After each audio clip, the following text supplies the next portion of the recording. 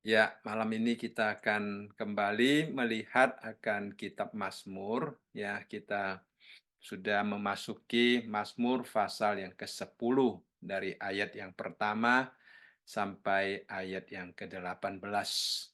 Nah, kalau kita melihat di dalam Mazmur pasal yang ke-10 seperti yang kita pernah bicarakan minggu lalu bahwa banyak penafsir percaya bahwa Mazmur 9 dan 10 itu merupakan satu kesatuan dan kalau kita melihat mereka adalah susunan alfabet daripada alfabet Ibrani ya setiap berselang satu ayat mereka memulai dengan alfabet alfabet yang Ibrani. Dan di dalam Mazmur pasal yang ke-10 ini kita melihat bahwa Daud dia mengeluh karena penipuan, pemerasan, kekejaman, kekerasan, dan segala jenis ketidakadilan merajalela dimanapun di dunia ini. Jadi walaupun Daud dia sebagai seorang raja yang mana dia juga berusaha menegakkan keadilan, dia dengan kuasanya dia akan melindungi rakyatnya, tetapi dia juga menghadapi dunia yang tidak memiliki keadilan, dunia yang penuh dengan kekerasan. Dan alasan yang kita baca daripada pemazmur adalah karena orang-orang fasik dan orang-orang jahat mereka mabuk dengan kemakmuran mereka sehingga mereka tidak mempunyai rasa takut akan Tuhan. Seolah-olah berpikir bahwa Tuhan tidak mempeduli mereka dan Tuhan juga tidak akan mendatangkan hukuman atas mereka sehingga mereka bertindak seenak mereka tanpa ada pikiran Tuhan itu adil dan Tuhan akan bertindak. Oleh karena itu, kita melihat bahwa pemazmur dia sungguh-sungguh berdoa meminta pertolongan daripada Tuhan dan meminta supaya Tuhan memperbaiki bencana-bencana yang sedang menimpa mereka di dalam kehidupan mereka. Dan kita melihat juga bahwa dia juga melalui kekuatan yang datang daripada Tuhan, dia juga menghibur umat Tuhan supaya bersandar kepada Tuhan dan juga dia mempunyai suatu pengharapan, suatu keyakinan bahwa Tuhan akan bertindak dan seolah-olah Tuhan sudah bertindak kalau kita melihat di dalam ayat-ayat terakhir daripada puji-pujian yang disampaikan oleh pemazmur. Jadi kita melihat di sini walaupun begitu banyak bencana, begitu banyak tantangan, begitu banyak pemerasan, kejahatan yang dilakukan oleh orang-orang fasik.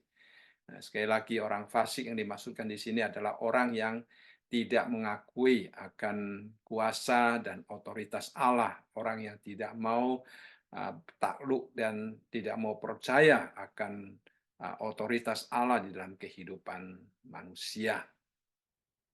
Nah, mereka begitu mengganggu ya. Jadi kita melihat Daud di sini sebenarnya memberikan satu nasihat yang sangat baik bagi kita karena kita pada hari ini juga hidup di dalam dunia yang kadang-kadang seolah-olah ada orang yang sama sekali tidak mempedulikan apakah Allah itu bereksis atau tidak.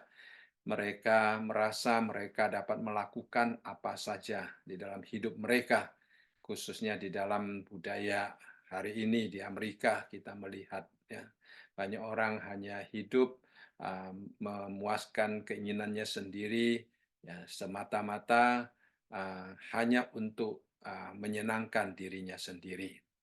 Jadi pemazmur dia merasakan bahwa dunia itu sepertinya sudah tidak terkontrol ya sehingga di dalam ayat yang pertama dia mengatakan mengapa engkau berdiri jauh-jauh ya Tuhan dan menyembunyikan dirimu dalam waktu-waktu kesesakan.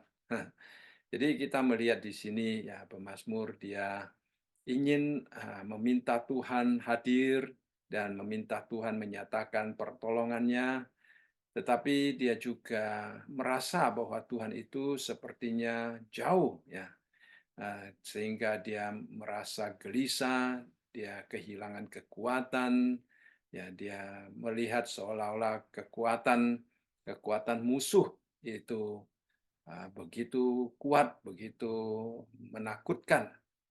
Nah, istilah "mengapa engkau berdiri jauh-jauh" itu merupakan satu istilah antropomorfik yang untuk menjelaskan tentang perasaan, ya, perasaan pemazmur sendiri.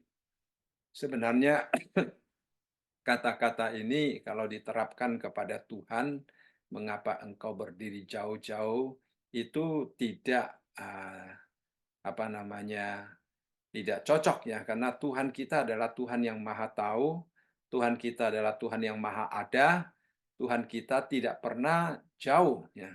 Dia berada di mana-mana. Sehingga dia melihat segala sesuatu, dia mengetahui segala sesuatu, dan apalagi dikatakan menyembunyikan diri, ya Tuhan tidak mungkin menyembunyikan diri. Ini hanya pengungkapan secara antropomorfik untuk menunjukkan bagaimana perasaan daripada pemazmur di tengah-tengah masa-masa kesesakan. Dia merasakan seolah-olah Tuhan tidak hadir, seolah-olah Tuhan itu jauh ya. Dia meminta Tuhan supaya datang, hadir, nyatakan diri. Itu adalah satu ungkapan ya, ungkapan yang hanya bersifat literal untuk menolong kita melihat bagaimana rindunya pemazmur ya. Tuhan tidak mungkin menutup mata, Tuhan tidak mungkin jauh-jauh. Tuhan itu melihat dan memandang segala sesuatu yang terjadi di dalam hidup kita.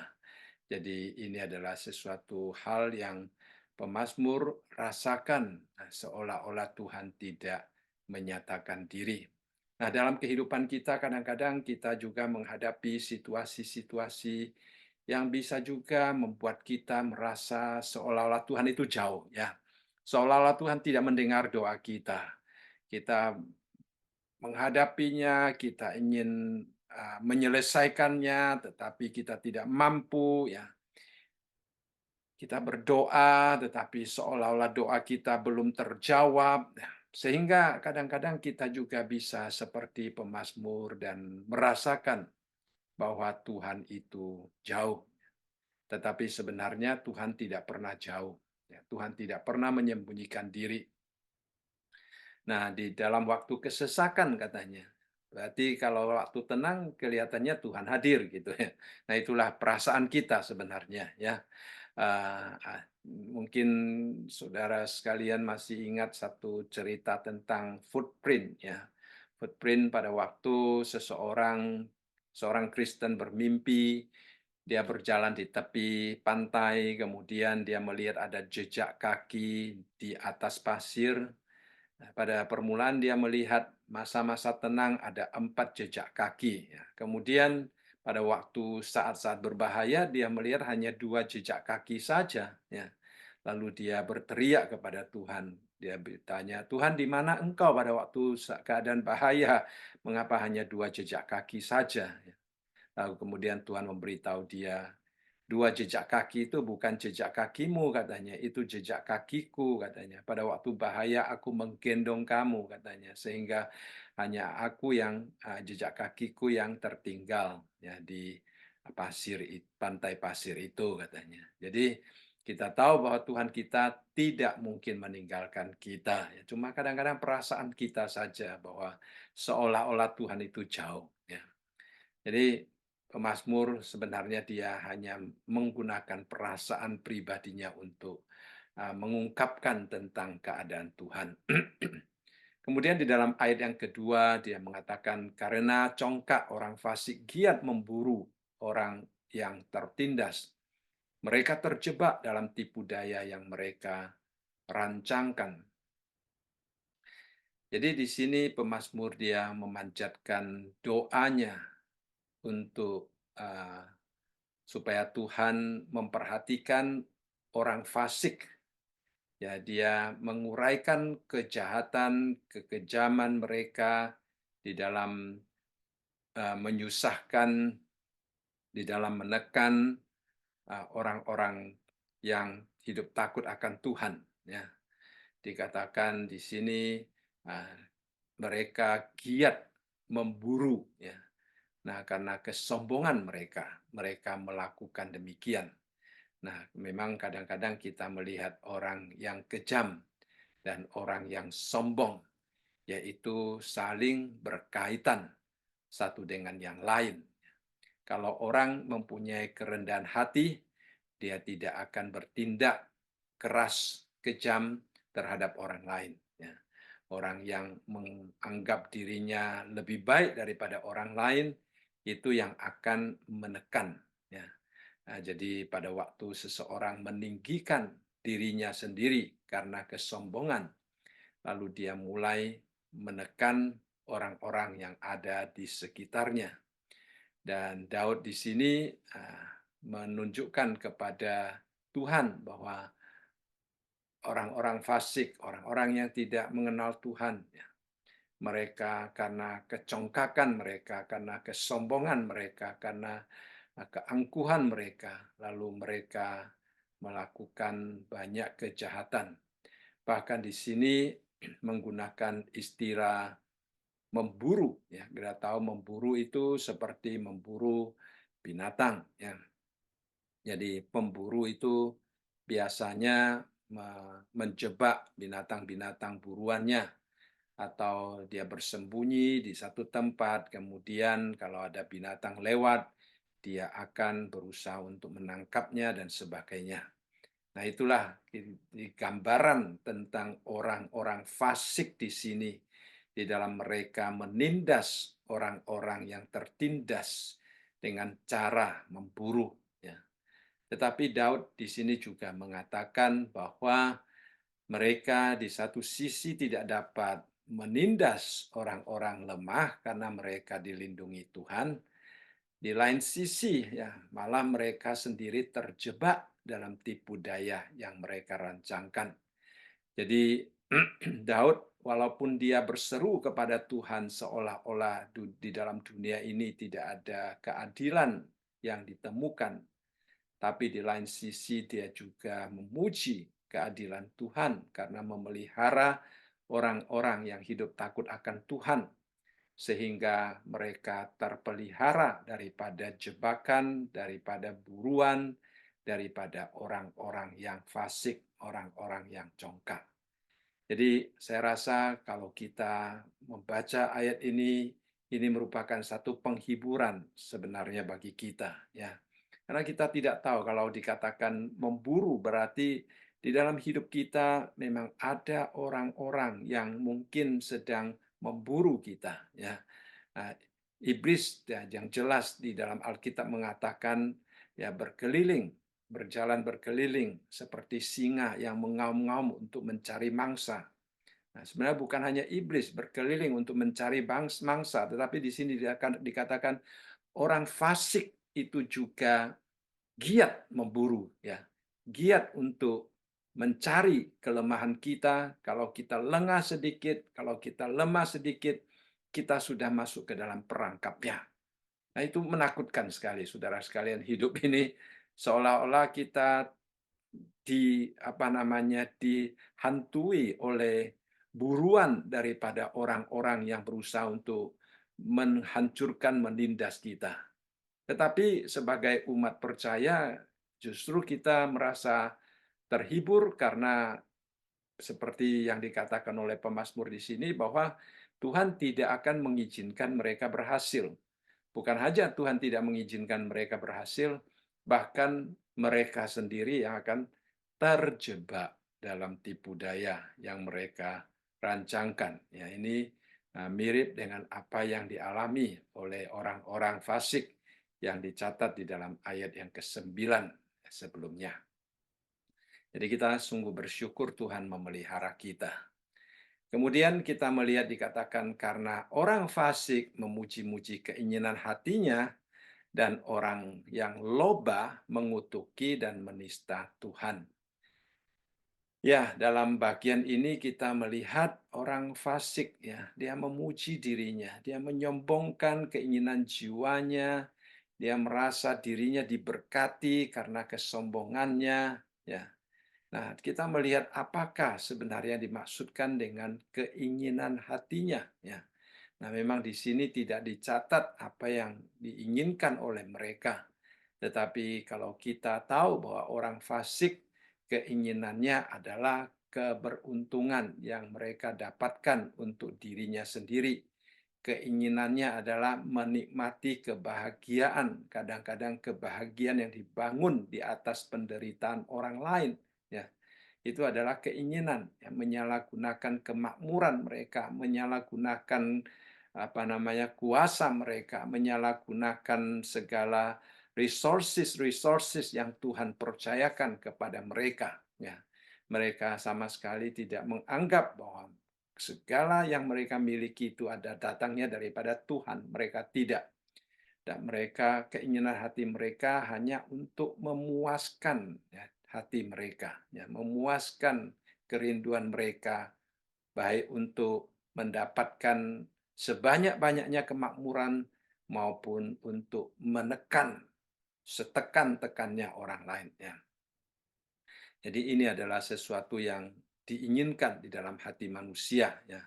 Seperti di dalam Ulangan pasal yang ke-29 ayat yang ke-19 dikatakan, tetapi apabila seseorang pada waktu mendengar perkataan sumpah serapah ini menyangka dirinya tetap diberkati dengan berkata, "Aku akan selamat walaupun aku berlaku degil." Dengan demikian dilenyapkannya baik tanah yang kegenangan maupun yang kekeringan.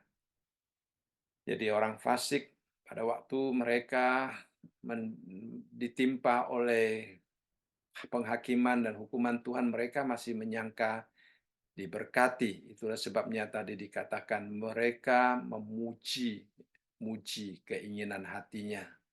Dan mereka dikatakan mengutuk Tuhan. Nah, itu adalah sesuatu yang menakutkan, ya. Di lain sisi mereka menyanjung akan keinginannya, di lain sisi mereka mengutuk Tuhan, menista Tuhan. Mereka mengungkapkan sesuatu yang menghujat nama Tuhan.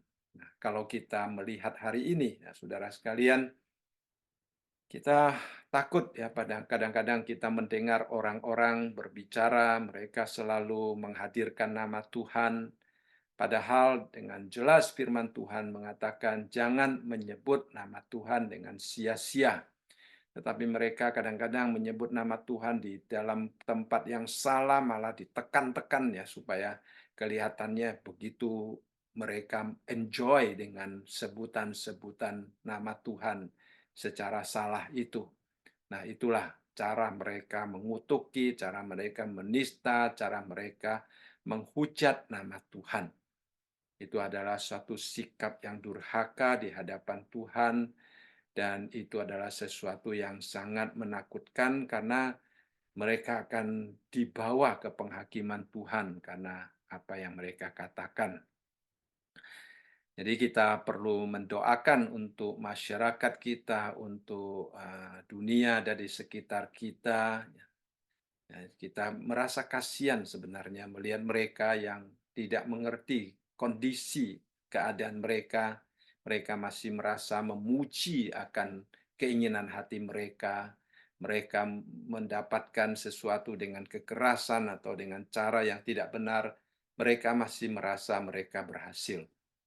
Mereka masih bangga dengan eh, cara tipu muslihat mereka. Ya, padahal itu adalah sesuatu yang akan menyeret mereka ke pengadilan Tuhan. Jadi kita perlu mendoakan mereka, ya.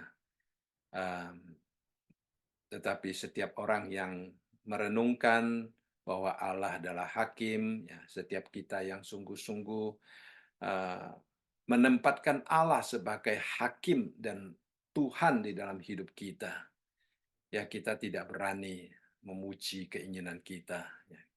Kita meminta Tuhan yang menguji ya, keinginan kita, supaya keinginan kita itu sejajar dengan keinginan Tuhan. Ya. Ya, kita bukan hanya tidak berani mengutuki Tuhan, kita memuji kebesaran Tuhan. Ya. Jadi kita tidak memuji hati kita, tetapi kita memuji kebesaran Tuhan. Nah, orang fasik memuji hatinya dan mengutuki Tuhan. Itu adalah cara hidup orang fasik yang sungguh-sungguh tidak memperkenankan hati Tuhan. Kemudian di dalam ayat yang keempat, pemazmur mengatakan, kata orang fasik itu dengan batang hidungnya ke atas. Apa yang dimaksudkan dengan batang hidung ke atas ya saudara sekalian ya. Kalau kita lihat batang hidung ke atas itu berarti bahwa dia melihat ke langit gitu. Ya, dengan sombong gitu, melihat ke langit. Kepalanya diangkat ya. Jadi batang hidungnya kelihatannya menghadap ke atas gitu. Jadi pemazmur juga menggunakan istilah yang cukup humoris ya saudara sekalian. Dia katakan kata orang fasik itu dengan batang hidungnya ke atas. Allah tidak akan menuntut. Tidak ada Allah. Itulah seluruh pikirannya. Jadi Daud yang maksudkan di sini adalah orang fasik, mereka tidak sungguh-sungguh memikirkan apa yang mereka bicarakan. Dia hanya ingin memuaskan keinginannya sendiri. Dia tidak membedakan apa yang benar, apa yang salah, ya. Tidak memikirkan apakah apa yang dia bicarakan itu berkenan di hadapan Tuhan atau tidak, ya. Mereka itu memang hanya ingin menunjukkan kesombongan, kedagingan mereka, ya. Mereka hanya ingin menunjukkan bahwa mereka dapat melakukannya, ya. Jadi ini sebenarnya adalah satu sikap di mana manusia menyangkal eksistensi Allah, ya seperti di dalam kalimat yang kedua, ya. Daud menuduh mereka dengan sangat keras bahwa mereka tidak percaya adanya Allah. Mereka katakan tidak ada Allah, ya. Dan Daud mengatakan itulah seluruh pikirannya. Jadi bukan hanya tindakan-tindakan mereka yang menindas orang lain karena tidak menghormati, karena tidak mengakui keberadaan Tuhan sebagai hakim, tetapi seluruh pikiran mereka itu dipenuhi dengan konsep bahwa Tuhan itu tidak ada. Nah, itulah yang menakutkan, ya. Kalau seorang tidak percaya adanya Tuhan, itu akan sangat menakutkan sekali seperti negara-negara komunis yang tidak takut akan Tuhan. Ya, kita melihat rakyatnya ya hidup juga tidak takut akan Tuhan, sehingga dulu kita sering mendengar adanya apa namanya tepung susu ya bubuk susu yang palsu yang begitu mencelakakan bayi-bayi, ya. Perbuatan-perbuatan yang sangat tidak terpuji, yang demikian itu pun dilakukan ya. Demi keuntungan pribadi, mereka begitu merusak ya, orang lain. Mengapa mereka berani melakukan sedemikian rupa? Karena di dalam pikiran mereka tidak ada Tuhan, tidak ada Allah. Kalau di dalam pikiran mereka tidak ada Allah, maka mereka tidak merasa takut akan adanya akibat dari apa yang mereka lakukan. Mereka tidak takut kalau Tuhan nantinya akan bertindak, ya, karena mereka sama sekali tidak menganggap Tuhan itu ada. Itulah sebabnya mereka berani melakukan sesuatu yang begitu merusak dan begitu menghancurkan orang lain. Ya. Nah, itulah keadaan dunia yang sedang kita hadapi. Ya, satu dunia yang sangat menakutkan. Ya, satu dunia yang sangat menakutkan. Jadi kita berada di tengah-tengah dunia yang tidak kalah dengan keadaan pada waktu zaman Daud. Ya. Memang sejak manusia jatuh di dalam dosa, Sejak manusia kehilangan rasa percaya kepada Tuhan dan rasa menghormati Tuhan, sejak saat itu juga manusia mulai melakukan apa yang mereka inginkan. Bahkan mereka memuji hati mereka. Mereka menganggap mereka berhasil. Mereka menganggap mereka hebat. Ya, saudara, kalau kita hari ini setelah bertobat, kita memarahi seseorang, kita merasa sedih ya karena kita telah gagal untuk menguasai akan emosi kita. Tetapi kalau orang yang tidak mengenal Tuhan, tidak mengakui adanya keberadaan Tuhan, kalau mereka bisa menghancurkan seseorang, mereka merasa mereka berhasil, mereka bangga, mereka menikmatinya. Nah, itulah perbedaan ya. Jadi kita berusaha untuk mengabarkan Injil, kita berusaha untuk memperkenalkan Kristus kepada dunia. Adalah kita ingin agar supaya mereka di satu sisi menerima keselamatan daripada Tuhan, di lain sisi mereka juga mempunyai satu norma yang benar di dalam hati mereka untuk mengukur apa yang benar dan apa yang tidak benar, ya, supaya mereka juga hidup takut akan Tuhan. Jadi ini adalah satu hal yang sangat penting. Kemudian di dalam ayat yang kelima, kita melihat di sini dikatakan, tindakan-tindakannya selalu berhasil. Hukum-hukummu tinggi sekali, jauh dari dia. Ia menganggap remeh semua lawannya. Jadi Daud seolah-olah dia sedih ya melihat akan keadaan orang-orang fasik yang bertindak seenaknya, yang mengutuk Tuhan, yang tidak menghargai orang lain karena kesombongannya. Lalu dalam penampilan mereka, mereka berhasil katanya. Tindakan-tindakannya selalu berhasil. Lalu Daud mengatakan hukum-hukummu, ya perhatikan istilahmu di sini adalah huruf besar Tuhan ya. Hukum-hukum Tuhan itu terlalu tinggi katanya. Jadi jauh dari dia, hidupnya di sini. Jadi hukum Tuhan kelihatannya tidak menyentuh mereka, sehingga mereka menganggap remeh adanya hukum Tuhan. Karena hukum Tuhan itu kelihatannya tidak menyentuh mereka. Nah, itu suatu gambaran ya daripada pemazmur yang merasakan Tuhan mempunyai hukum, ya. Tetapi hukum Tuhan itu kelihatannya tidak diterapkan di dalam diri orang fasik, sehingga mereka berjalan di bagian bawah di dalam dunia ini, dan mereka kelihatannya berhasil, sehingga mereka meremehkan ya lawannya dan juga meremehkan Tuhan. Apakah ini sesuatu kenyataan ya saudara sekalian? Memang kadang-kadang kalau kita melihat di sekitar kita, kita juga melihat banyak orang yang melakukan kejahatan. Hidupnya sepertinya sangat berhasil, sangat makmur ya, sebagai hasil daripada kejahatan mereka ya. Tetapi kita tahu juga bahwa Tuhan itu adil dan Tuhan mempunyai waktunya ya. Kita yang sudah mempelajari kitab Wahyu, kita sudah melihat bahwa akhir daripada segala sesuatu itu akan tiba ya, kalau waktunya Tuhan sudah tiba. Jadi kita tidak perlu kecewa, kita tidak perlu apa namanya, istilahnya iri hati terhadap mereka, atau kita tidak perlu merasa seolah-olah mereka itu walaupun meremehkan hukum Tuhan, mereka tetap sepertinya ya diberkati. Ya, itu tidak perlu ada di dalam pikiran kita karena kita tahu bahwa satu hari nanti Tuhan akan menunjukkan hukumnya. Walaupun untuk sementara waktu ya mereka sepertinya menikmati kemakmuran mereka.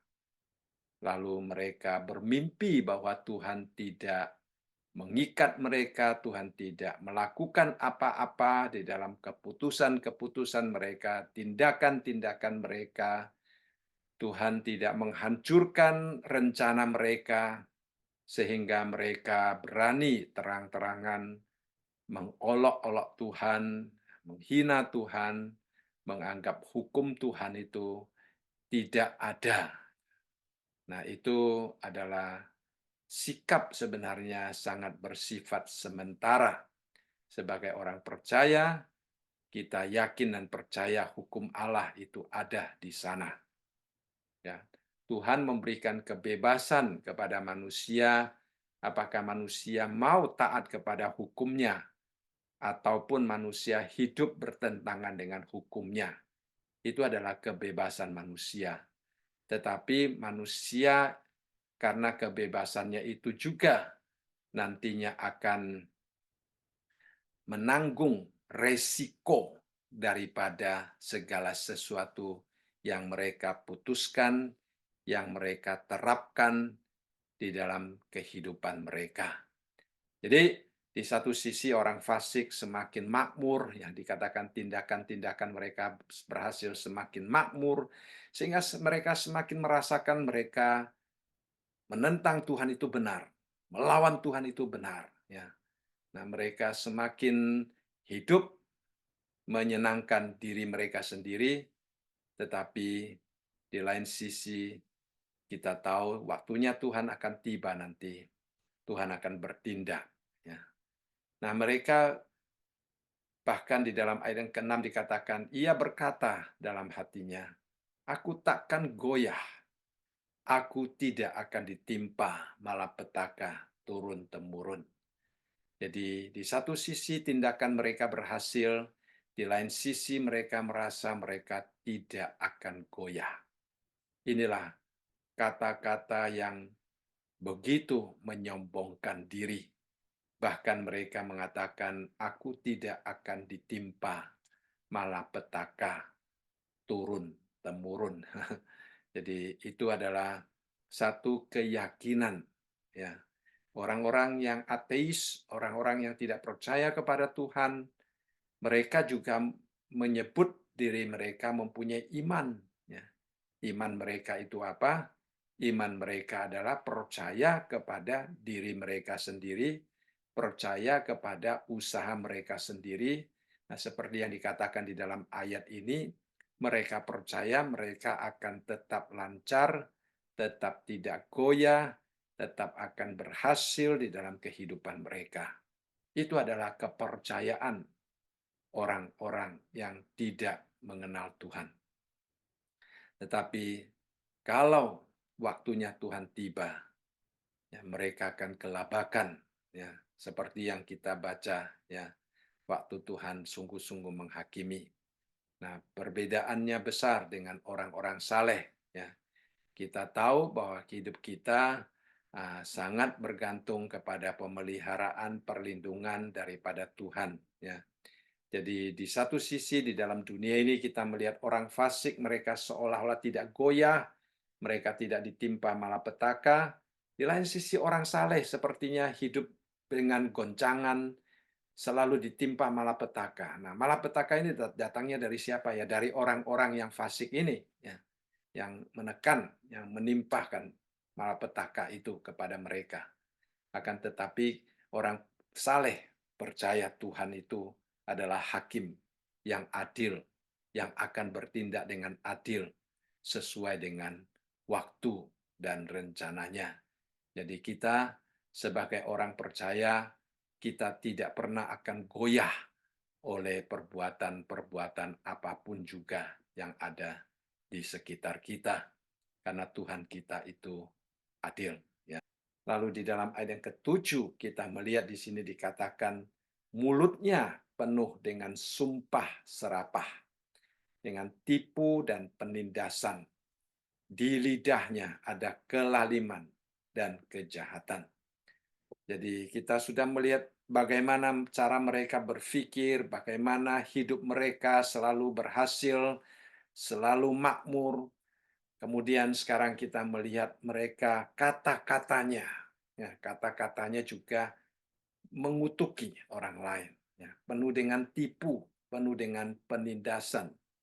Nah, bagaimana menindas seseorang dengan kata-kata, ya saudara sekalian, kata-kata itu seperti pisau yang bisa membunuh orang lain, ya. Jadi kata-kata yang penuh dengan penindasan, bahkan dikatakan di lidahnya ada kelaliman, ada kejahatan. Jadi kita dapat melihat di sini bagaimana orang-orang fasik, orang-orang yang tidak percaya kepada Tuhan, ya, seluruh eksistensinya itu merupakan suatu penampilan kedurhakaan, ya, di hadapan Tuhan. Mereka sama sekali tidak takut akan Tuhan, dan bahkan ucapan-ucapan mereka, ya. Ya, sekali lagi kita melihat orang-orang yang ada di sekitar kita yang tidak hidup takut akan Tuhan, bagaimana cara mereka berbicara, ya, kata-kata mereka. Nah, kalau Tuhan mendengarnya, Tuhan pasti akan sedih, ya, mendengarnya. Tetapi mereka sama sekali tidak sadar bahwa kata-kata mereka itu begitu merusak merusak diri sendiri, merusak orang-orang di sekitarnya, bahkan merusak, ya, akan lingkungan yang ada di sekitarnya, ya. Nah, itulah yang kita hadapi di dalam kehidupan nyata kita pada hari ini. Lalu di dalam ayat yang ke-8 dikatakan, ia duduk menghadang di gubuk-gubuk, di tempat yang tersembunyi. Ia membunuh orang yang tidak bersalah, matanya mengintip orang yang lemah.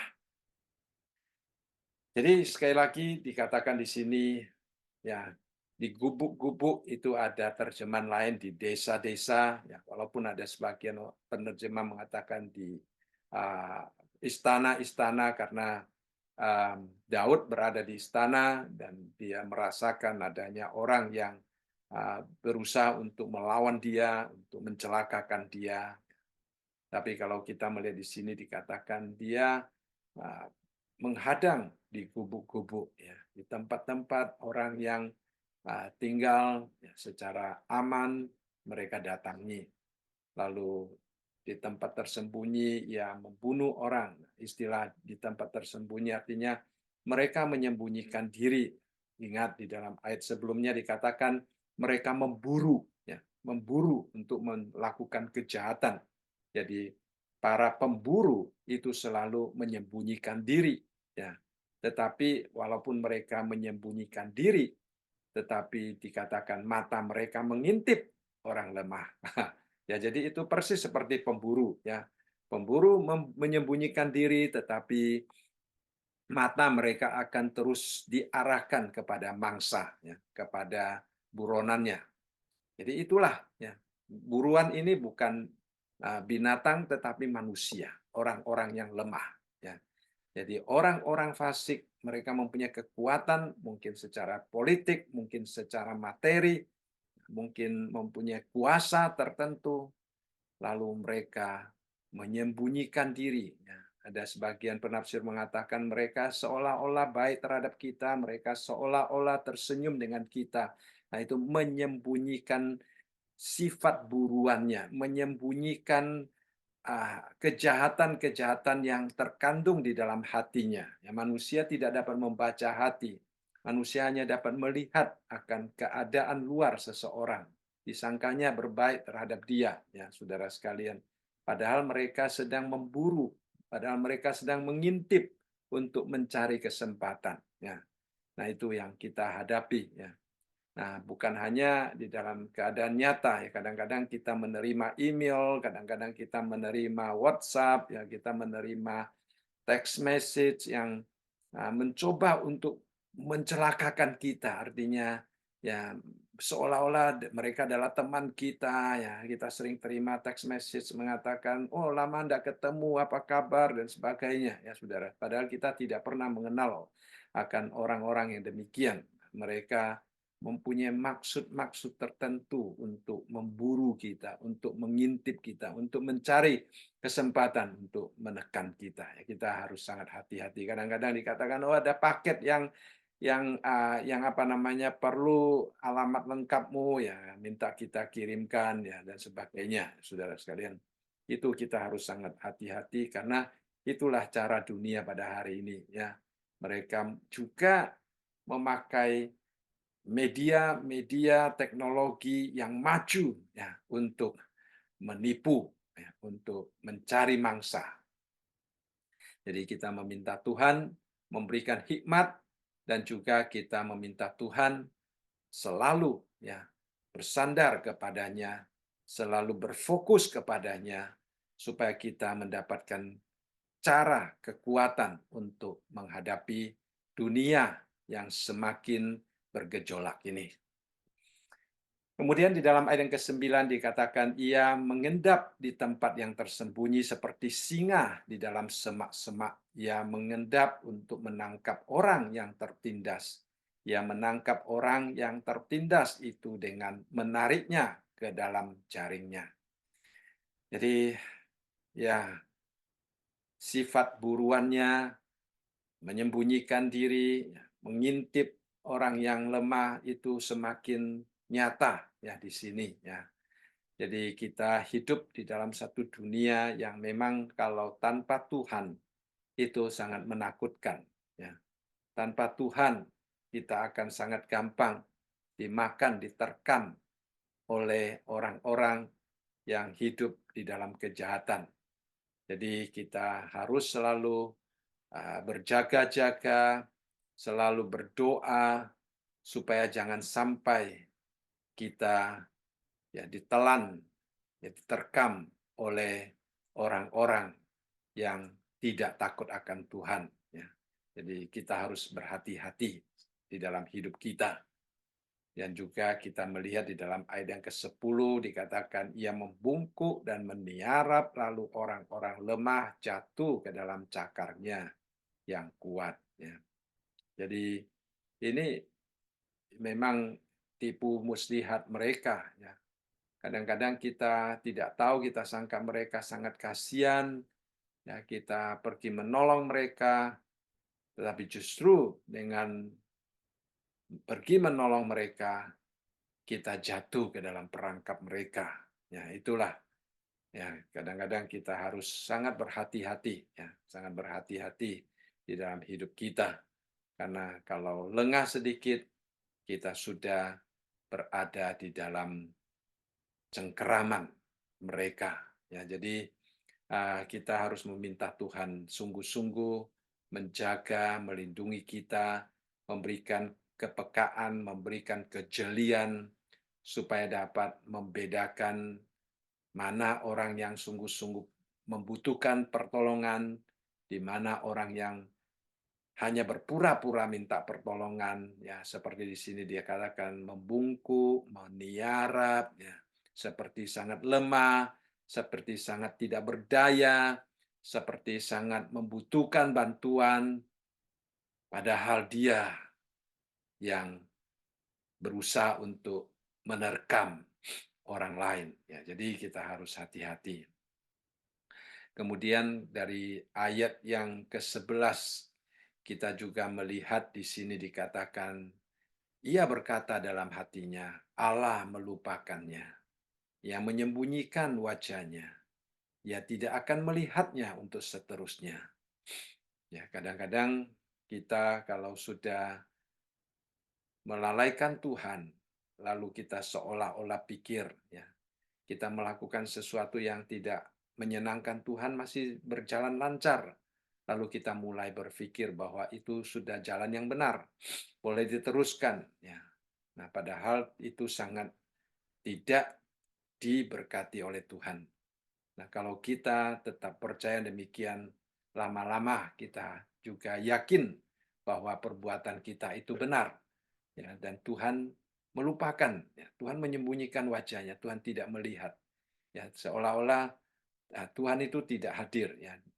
Pada abad pertengahan, pada abad ke-18, 19, di dalam teologi liberal. Ya. Ada seorang teolog yang mengeluarkan apa namanya itu satu teori yang namanya DOG, ya, the dog theology. Singkatannya adalah the death of God. Ya. Jadi Allah sudah mati katanya. Ya, istilah Allah sudah mati sebenarnya yang dia maksudkan bukan Allah sungguh-sungguh mati, tetapi persis seperti yang dikatakan dalam kalimat ini, Allah sudah tidak mempedulikan manusia. Allah sudah tidak melihat hidup manusia. Ya, jadi Allah sudah berada di sana, tidak ada lagi hubungan dengan manusia sehingga mereka merasa mereka dapat melakukan apa saja yang mereka inginkan. Jadi itulah yang ada di dalam hati orang-orang fasik. Itulah sebabnya ayat selanjutnya pemazmur berdoa, "Bangkitlah Tuhan, ya Allah, ulurkanlah tanganmu. Janganlah lupakan orang-orang yang tertindas." Itu adalah seruan daripada pemazmur. Meminta Tuhan mengingat dia, meminta Tuhan supaya bangkit, saudara sekalian. Ya, nah ini adalah satu kerinduan hati orang-orang yang berharap di hadapan Tuhan. Nah, memang sekali lagi Tuhan itu tidak perlu kita seru dia akan bangkit. Cuma waktunya belum tiba. Kadang-kadang Tuhan memberikan apa namanya menunjukkan kesabarannya, memberikan waktu kepada manusia untuk bertobat, tapi manusia menganggap bahwa Tuhan itu tidak ada, ya Tuhan itu tidak bertindak. Nah, itu adalah manusia yang nantinya akan mendapatkan hukuman yang lebih parah. Ya. Jadi pemazmur berkata, Tuhan, jangan lupakan mereka, jangan biarkan mereka melakukan seenak mereka. Ya, itu kadang-kadang juga merupakan doa kita, saudara sekalian, ya, meminta Tuhan segera untuk membangkitkan seorang yang bisa memimpin Amerika, misalnya, ya, supaya membawa Amerika kembali kepada Tuhan. Tetapi kadang-kadang, ya, kadang-kadang doa-doa demikian sepertinya tidak terjawab. Tidak terjawab bukan berarti Tuhan tidak menjawab, tetapi mungkin waktunya Tuhan belum tiba. Ya, jadi atau secara iman kita mengetahui itulah jalan sejarah manusia bahwa dunia ini akan semakin menuju kepada kejahatan. Ya, kejahatan pemerasan akan semakin merajalela. Orang-orang yang berkonsep salah itu akan semakin berkuasa di dalam dunia ini. Itulah jalannya sejarah nanti yang mana pada akhirnya Tuhan akan menghancurkan dunia ini dan mendirikan kerajaan 1000 tahun, mendatangkan langit dan bumi yang baru.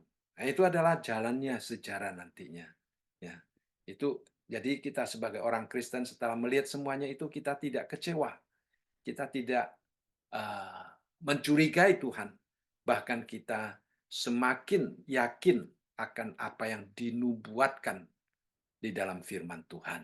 Ya, itu adalah sesuatu yang indah kalau kita sungguh-sungguh percaya kepada Tuhan.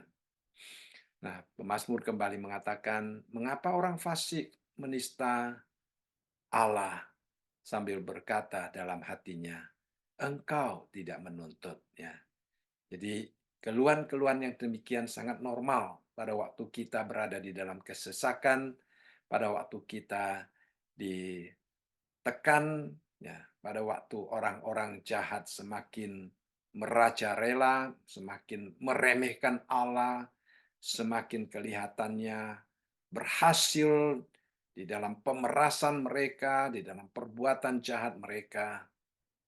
Ya, keluhan yang demikian itu bisa ada di dalam hati kita. Tetapi kembali kita tetap yakin kepada Tuhan. Seperti pemazmur. Walaupun di satu sisi dia berkata, Tuhan bangkitlah. Ya. Mengapa orang fasik menista Allah? Ya. Tetapi di lain sisi kita melihat di dalam ayat yang ke-14. Dia berkata, engkau memang melihatnya. Sebab engkaulah yang melihat kesusahan dan sakit hati, supaya engkau mengambilnya ke dalam tanganmu sendiri. Kepada mula orang lemah menyerahkan diri untuk anak yatim, engkau menjadi penolong. Jadi kalau kita tidak membaca sampai ayat yang ke-14, kita mungkin akan salah paham terhadap pemazmur, seolah-olah dia hanya ada keluhan di hadapan Tuhan. Ya, hanya bertanya, meminta Tuhan bangkit. Sebenarnya pemazmur dia mengungkapkan semuanya itu, dia hanya ingin terlebih dahulu menguraikan tentang kejahatan-kejahatan yang ada di dalam orang fasik. Baru setelah itu dia menyatakan imannya kepada Tuhan. Dia yakin Tuhan melihat. Ya. Tuhan melihat segala sesuatu. Tuhan melihat kesusahan kita. Tuhan melihat sakit hati kita. Pada waktu kita melihat dunia semakin bobrok, kita susah. Kita sakit hati. Dan Tuhan mengetahuinya.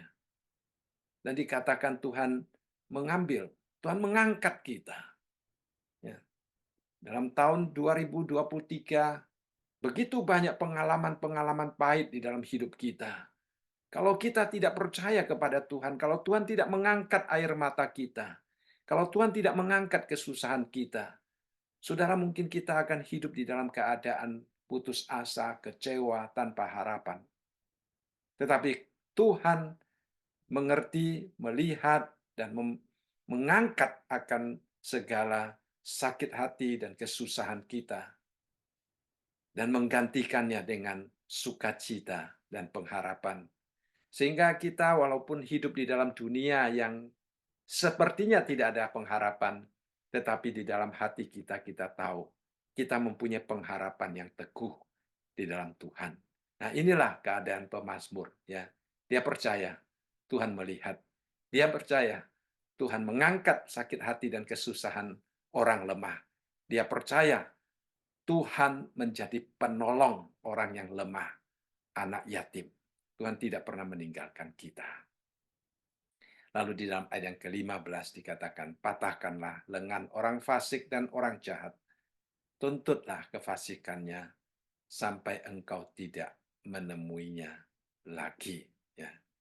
Jadi pemazmur percaya bahwa Tuhan tetap bertakhta, Tuhan tetap berkuasa penuh, ya, dan dia meminta Tuhan menyatakan perbuatannya. Nah, sekali lagi, memang sebagai manusia, kadang-kadang kita tidak sabar menunggu, tetapi kita harus selalu mengingatkan diri kita. Tugas kita adalah menunggu dengan sabar, ya, selama pembalasan berada di tangan Tuhan. Sampai Tuhan mengulurkan tangannya untuk menunjukkan pembalasannya. Tugas kita adalah sabar menunggu. Ya, jangan sampai kita tergoda untuk membalas. Jangan sampai kita tergoda untuk bertindak. Ya, itu akan sangat tidak menguntungkan kita. Nah, kita harus selalu berhati-hati. Jangan sampai kita bertindak melampaui tindakan Tuhan. Nah, itu akan sangat merugikan kita. Ya, jadi sekali lagi tugas kita adalah sabar menanti di hadapan Tuhan. Biarlah Tuhan yang bertindak. Jadi kita melihat kedua kalimat ini ya, sangat berkaitan satu dengan yang lain. Ya, bahwa Tuhan akan bertindak sesuai dengan waktunya, sesuai dengan rencananya. Lalu di dalam ayat yang ke-16 dikatakan kita melihat pemazmur di sini memuji kebesaran Tuhan. Dia katakan Tuhan adalah Raja untuk seterusnya dan selamanya. Bangsa-bangsa lenyap dari tanahnya. Ini sebenarnya adalah satu nubuatan. Ya. Nubuatan tentang kerajaan yang kita baca di dalam kitab Wahyu. Bangsa-bangsa lenyap dari tanahnya. Ya. Jadi hari ini, sebelum Tuhan mendirikan kerajaan 1000 tahun, kalimat ini tidak akan terpenuhi. Ya. Belum digenapi. Kalimat ini akan digenapi pada waktu Tuhan mendirikan kerajaannya nanti.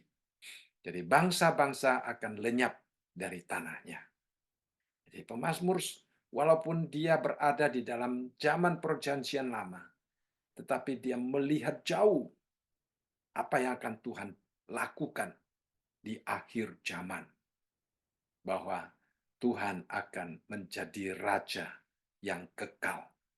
Istilah seterusnya dan selama-lamanya itu adalah sesuatu yang kekal. Nah, jadi ini adalah iman, keyakinan daripada pemazmur yang juga menjadi iman dan keyakinan kita bersama bahwa kemuliaan Tuhan satu hari akan dinyatakan. Kebesaran Tuhan yang mungkin sementara ini diinjak-injak orang, dihina orang. Manusia menista Tuhan, manusia menghujat nama Tuhan. Akan tetapi satu saat nanti kita akan melihat bahwa Tuhan akan tetap duduk di atas taktanya yang menjulang dan tinggi. Dia akan duduk di atas taktanya untuk menghakimi semua orang, khususnya bangsa-bangsa yang tidak percaya kepadanya. Lalu dikatakan di dalam ayat yang ke-17, keinginan orang-orang yang tertindas telah kau dengarkan ya Tuhan. Engkau menguatkan hati mereka, engkau memasang telingamu. Perhatikan, Daud menggunakan istilah past tense, yaitu telah didengar. Ya, Tuhan mendengar. Walaupun di dalam pikiran orang fasik Tuhan tidak mendengar. Di dalam pikiran orang fasik Tuhan tidak tahu. Di dalam pikiran orang fasik Tuhan menyembunyikan diri. Hukum Tuhan terlalu jauh.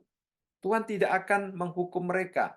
Ya, di dalam orang fasik, hati orang fasik, Tuhan tidak hadir sama sekali.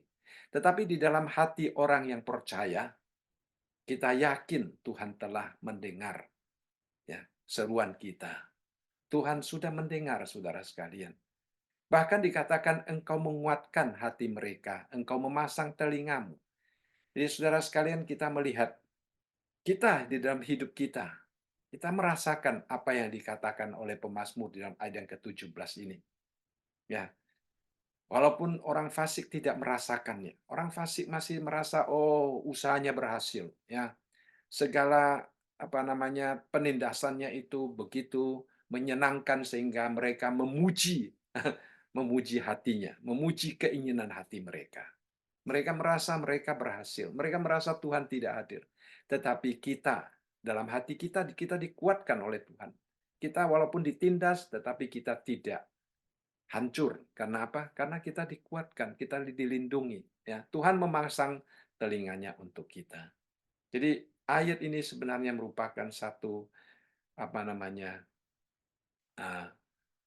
pernyataan yang sangat real, ya, yang dirasakan oleh setiap orang yang hidup bersandar kepada Tuhan. Kalau orang yang tidak mengenal Tuhan, tidak hidup bersandar kepada Tuhan, dia membaca ayat ini, dia merasa ini hanya satu uh, keyakinan tahayul yang tidak mempunyai dasar, ya, karena mereka tidak akan melihat akan kenyataan ini. Mereka tidak merasakan kekuatan yang Tuhan berikan. Tetapi kita sebagai orang yang percaya kepada Tuhan, kita merasakannya, saudara sekalian, ya. Kita merasakannya dan kita tahu Tuhan dekat sekali dengan kita. Di tengah-tengah situasi yang bagaimanapun juga, tekanan yang bagaimanapun juga, kita rasakan Tuhan dekat. Dia menguatkan hati kita, dia memasang telinga untuk mendengarkan kita. Ya, dikatakan di dalam ayat yang ke-18, Tuhan memasang telinga untuk memberi keadilan kepada anak yatim dan orang yang terinjak, supaya tidak ada lagi seorang manusia di bumi yang berani menakut-nakuti. Ya, ini adalah satu, sekali lagi, kenyataan hidup kita. Ya, kalau kita sungguh-sungguh percaya kepada Tuhan, seperti firman Tuhan mengatakan, kalau Tuhan di pihakku, siapa yang dapat menakut-nakutkan aku? Kepada siapa aku takut? Tidak ada, saudara sekalian. Kalau Tuhan di pihak kita, kepada siapa lagi kita takut? Apa yang dapat dilakukan manusia terhadap aku? Ya, saudara sekalian, inilah yang dialami oleh pemazmur. Dia melihat orang-orang fasik sepertinya secara strategi dalam perbuatan jahatnya, ya, dalam cara berpikirnya, ya, untuk orang fasik sendiri mereka merasa mereka itu begitu berhasil dan mereka merasa Tuhan itu seolah-olah tidak mempeduli hidup manusia. Tetapi bagi orang-orang percaya, pengalaman kita berbeda, ya. Kita sungguh-sungguh merasakan bahwa Tuhan itu ada, bahwa Tuhan itu hadir, bahwa Tuhan itu nyata, bahwa Tuhan tidak pernah meninggalkan orang yang berharap kepadanya. Dan di sini menggunakan istilah anak yatim. Ya, anak yatim sangat membutuhkan keadilan yang sebenarnya karena mereka tidak mempunyai sandaran. Orang tua sudah tidak ada yang melindungi dia. Siapa lagi yang melindungi dia kalau bukan Tuhan? Dan kita bersyukur di dalam ayat yang ke-17 dikatakan, Tuhan memasang telinganya untuk memberikan keadilan kepada anak yatim.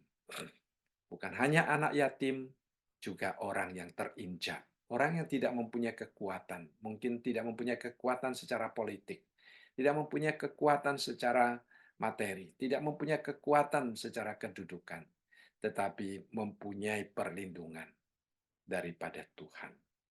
Ya, itulah keindahannya. Jadi, apa yang kita pelajari di dalam Mazmur pasal yang ke-10 ini merupakan satu penghiburan bagi kita. Ya.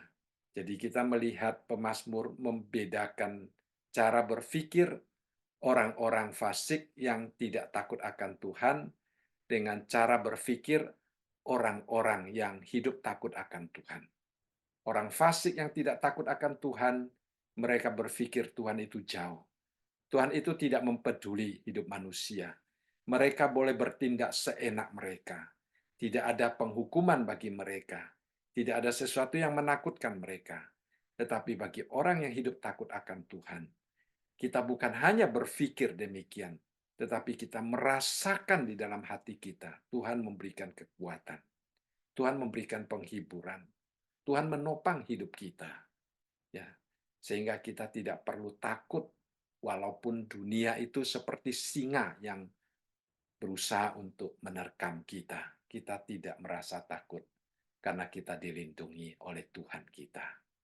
Ya, itulah ya penghiburan yang dapat kita pelajari melalui kitab Mazmur ini. Baik, saya rasa malam ini kita belajar sampai di sini dan mari kita berdoa ya.